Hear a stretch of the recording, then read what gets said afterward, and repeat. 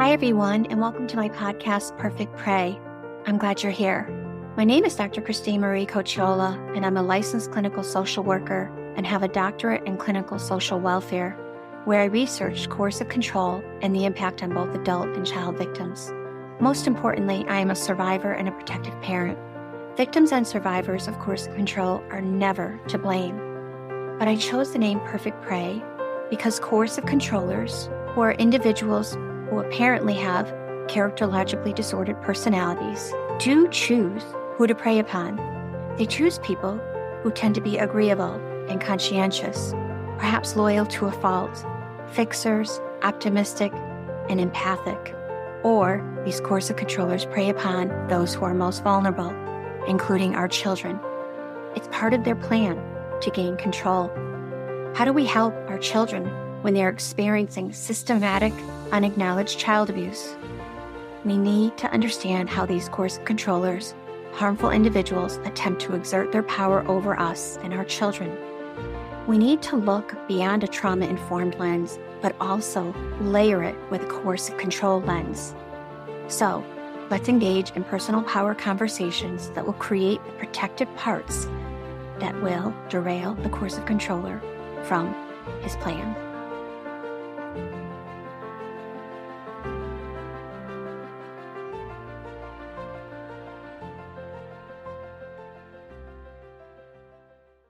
Hi, everyone. Thank you so much for subscribing. We have had over 5,000 listens to Perfect Prey. If you are new here, a quick synopsis. I believe that abusers, coercive controllers, also known as narcissistic abusers, choose certain people to prey upon. Perfect prey, empathic, loyal to a fault, such as forgiving more than we should, optimistic, and fixers and givers in a relationship. As I'm saying this, perhaps you are thinking of yourself. And now I'm asking you to think of your children. Because just like we may have been perfect prey, our children were that much more perfectly aligned to be the prey of an abusive individual.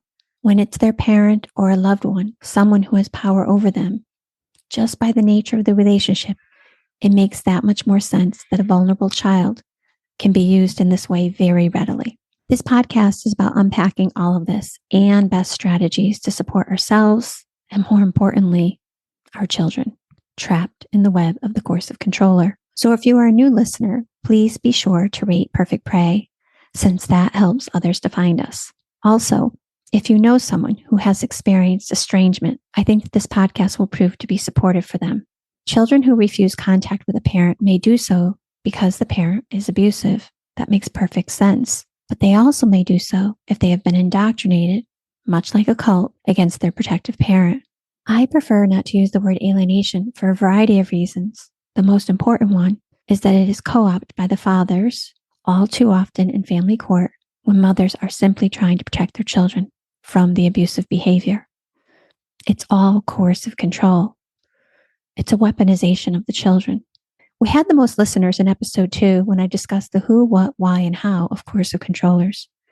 People are always intrigued in this. The characterologically disordered individual and what the heck makes them want to harm so many people. I was a guest on Susan Guthrie's podcast a few weeks ago during Domestic Abuse Awareness Month, and she called it The Anatomy of the Abusers. Check it out if you'd like.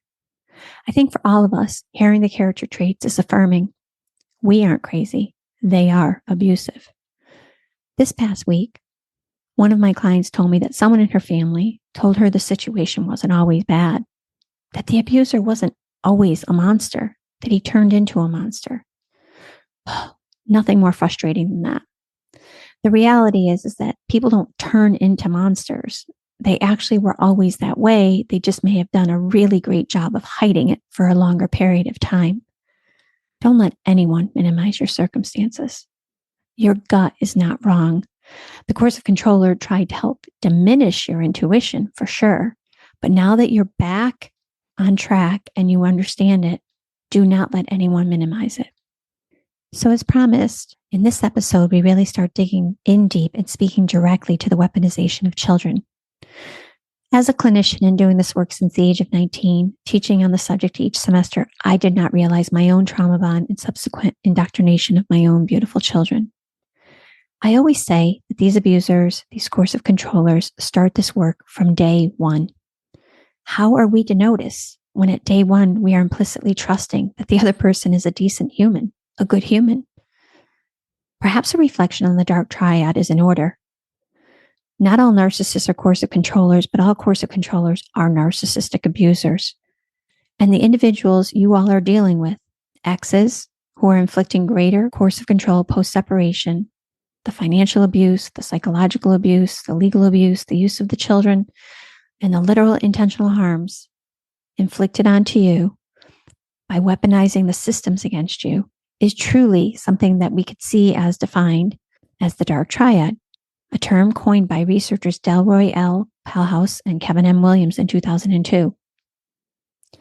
The dark triad consists of narcissism, the characterization of grandiosity, pride, egotism, and a lack of empathy; Machiavellianism, characterized by manipulation and exploitation of others, a lack of morality, callousness, and extremely self-centeredness; and then, of course, the third, psychopathy, characterized by antisocial behavior, which is, of course, as we know, these abusers will almost do anything, including break the law; impulsivity, selfishness, callous and unemotional traits, and this remorselessness.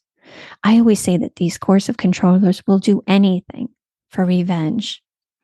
Revenge at all costs is really how they operate. They don't have remorse. This is often happening in our family courts, but no one is recognizing these traits. Or are the courts complicit? Are some court professionals simply ignoring or minimizing the experiences of victims and survivors? Or do they have a level of fear about these perpetrators? It's easy to remain neutral.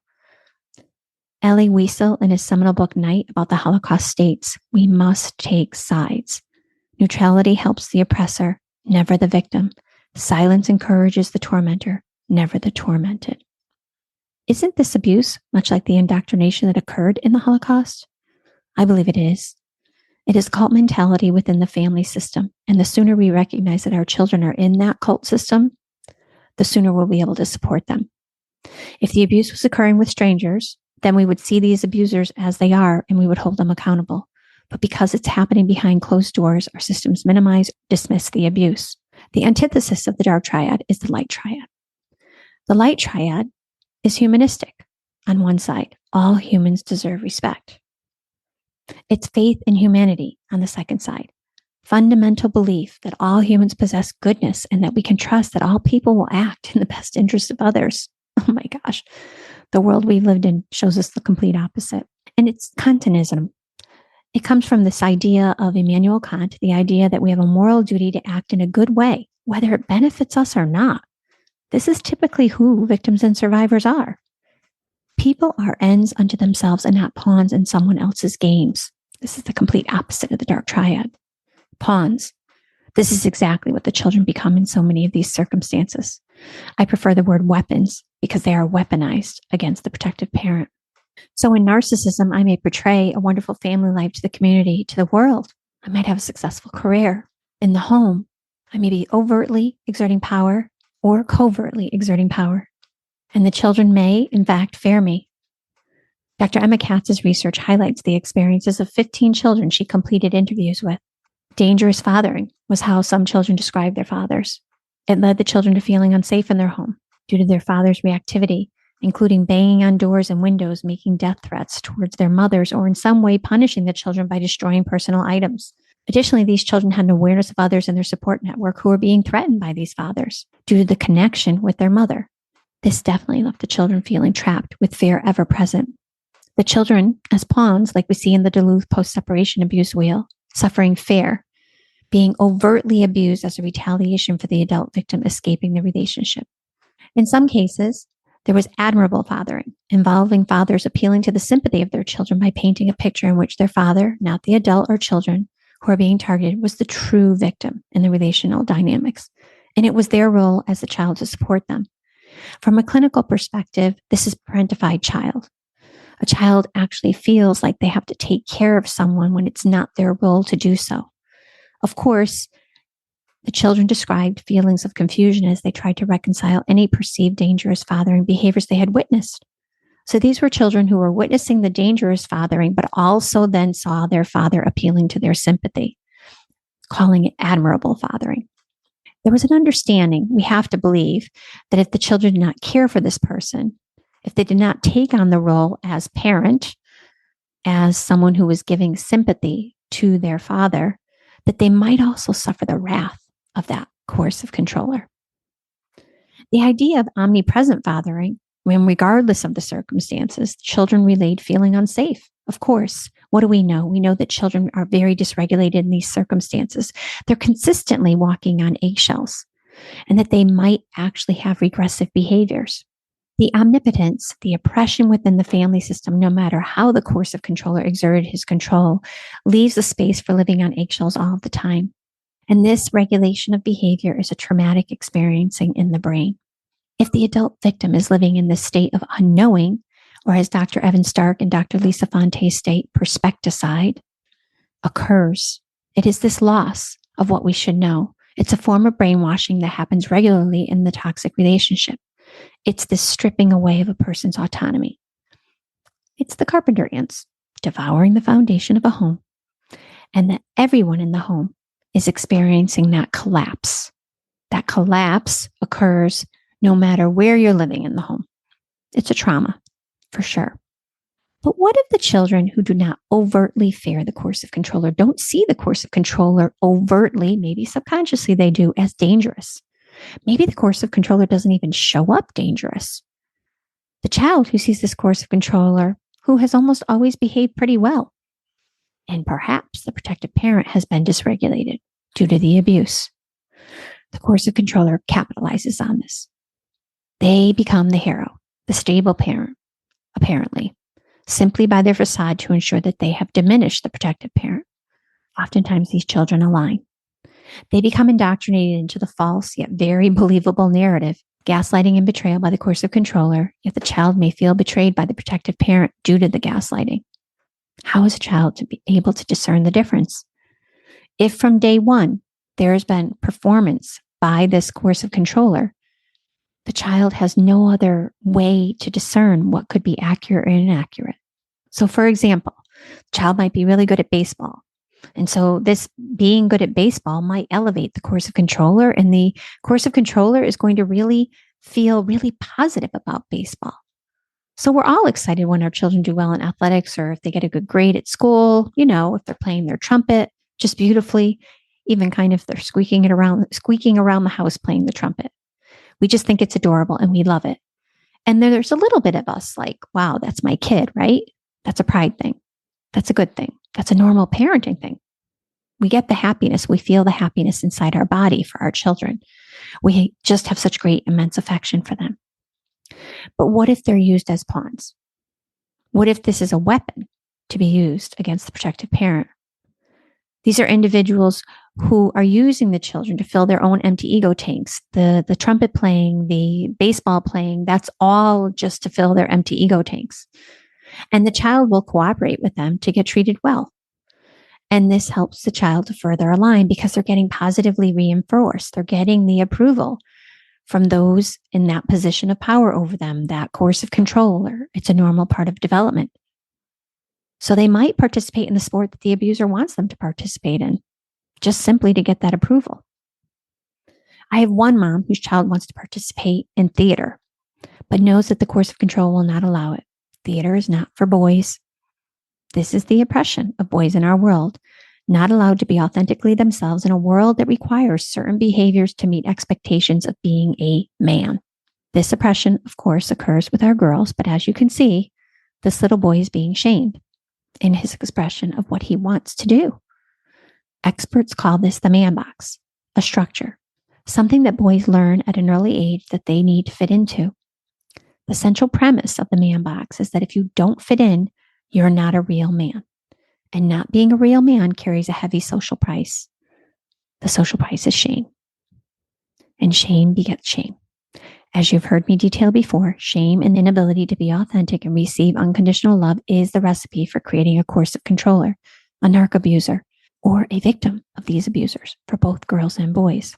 The worst part for the protective parent is when their child falls in line with the coercive controller and sees the coercive control as the fun and engaging parent, the one that they can trust, even though this is not reality.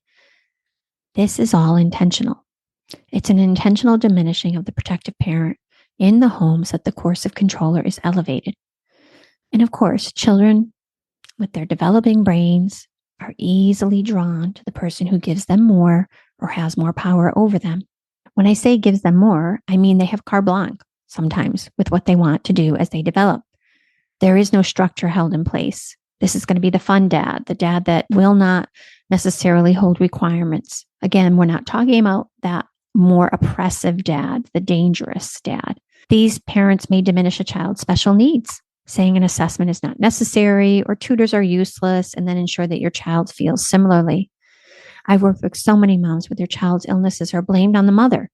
The mother is pathologized for her concerns. One mom recently told me she had a Yale doctor confirming the illness, but the doctor feared documenting this with the court, and the child continues to be untreated. The desire to maliciously fracture the parental bond, the parental attachment to create a space where one parent is elevated over the other parent begins from day one in an attempt to be ready in case the coercive controller loses his grip over the protective parent. You couldn't have imagined this. You did not know this was going to happen.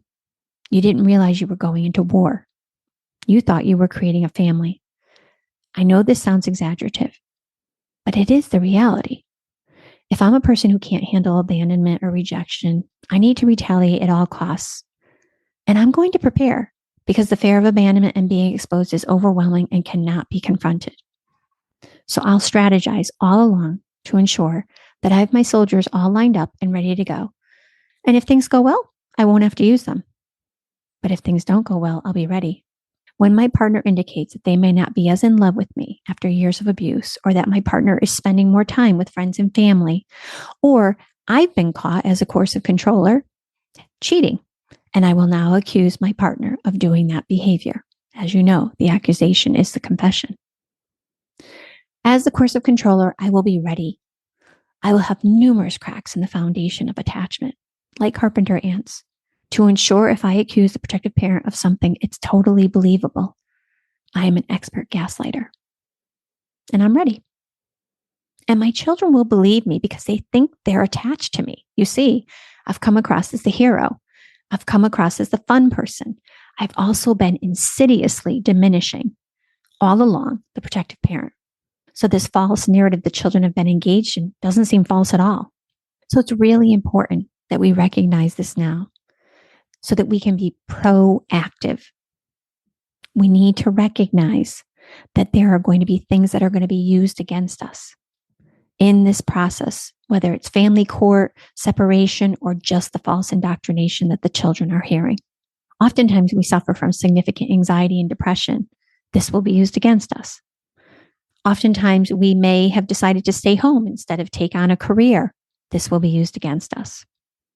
There are so many things. Think about the list. Write out the list of things that you think your children may be hearing about you that are untrue. Start thinking about what that might look like so that you can be prepared without being defensive to lay out the truth for them. They need the truth. They think they've been hearing the truth. So when we are in the den with a wolf, we will need to cope in some way.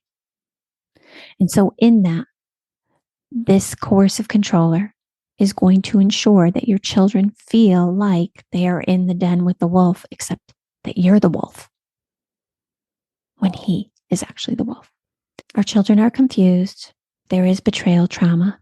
And this betrayal trauma occurs when someone we love or trust has power over us or mistreats us. And if we can believe that we're not betrayed by that person, then we might feel safer. We can become blind to the betrayal. So many of the moms that I talk with, their children are blind to the betrayal. They can't fathom that this person that they're spending more time with, that they actually think is funner or is really their protective parent. They can't believe that this parent is actually betraying them. This weaponization of the children as child abuse creates a significant complex trauma that's not talked about in child welfare, not recognized by our family courts, by our schools, by any of our systems. As you know, it's really a significant trauma. This is coercive control of our children. It's child abuse. I look forward to unpacking this further and more about the weaponization of children. It all started on day one. Thanks for joining me, everyone, and I'll see you in our next episode.